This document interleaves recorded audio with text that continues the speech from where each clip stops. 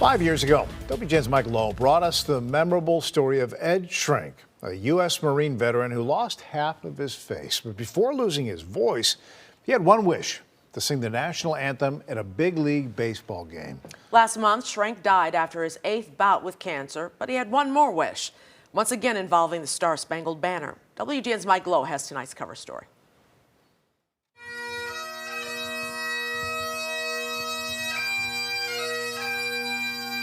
Music is what feelings sound like, so it's said. Therefore, the music at U.S. Marine Edward Shrank's funeral, he was a true force of nature. Had to match the man's makeup.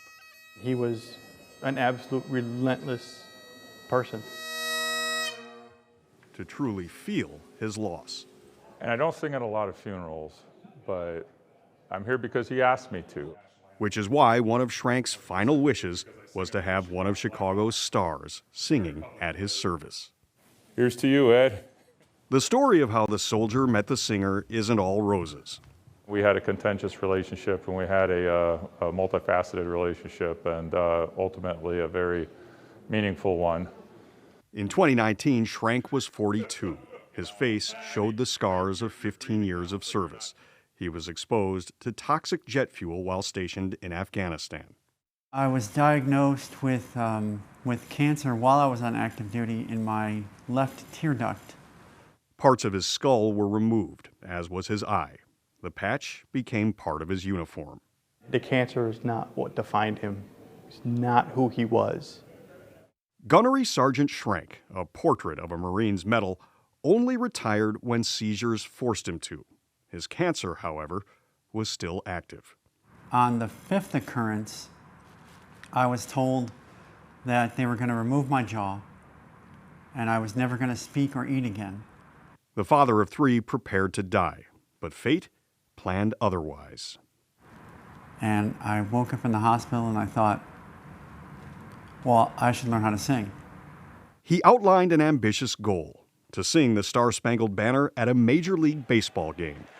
I had read that the stupidest thing in the world to sing is the national anthem. And that's exactly how his own mother saw it. I thought, how in the world are you going to pull this off? His older brother was even more blunt. I thought he was nuts. None of us can sing. Certainly not Eddie. He's missing half his stuff. So we thought, okay, this will be interesting. We'll see how it goes. But Shrank was so determined. Whenever I hear those words, don't do that, it's stupid, I tend to get attracted to that kind of thing. He enlisted the services of the world-renowned towering tenor and national anthem staple, Jim Cornelison.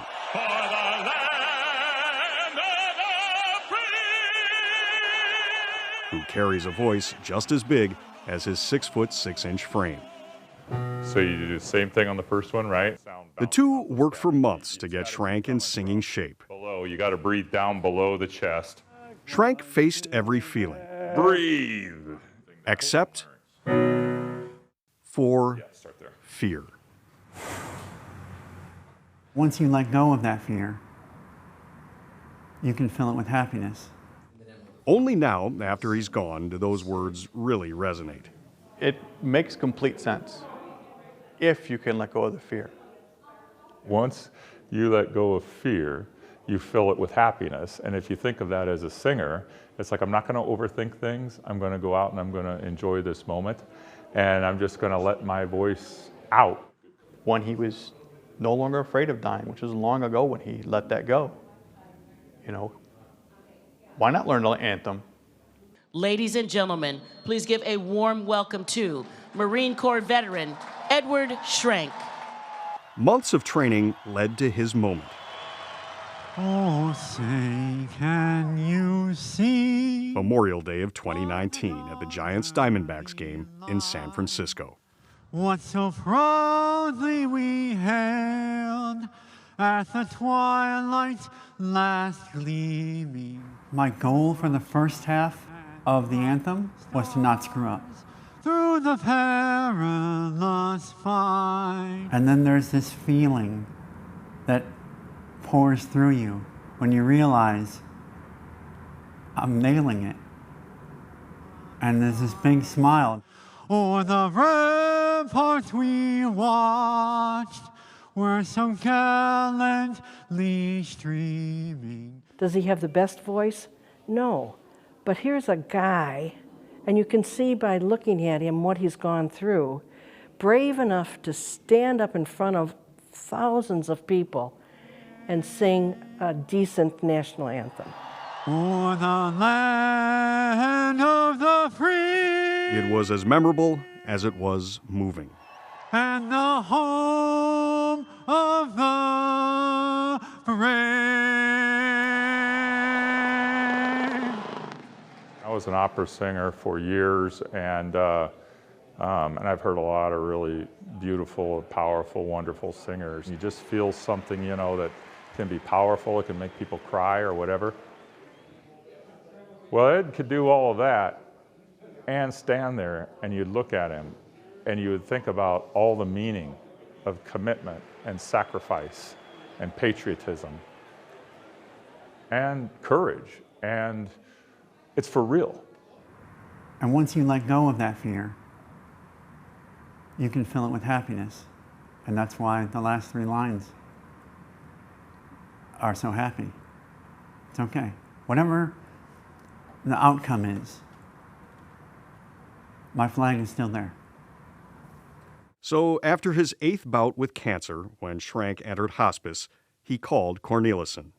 And he just said, I want you to sing at my funeral. I want you to sing the national anthem at my funeral.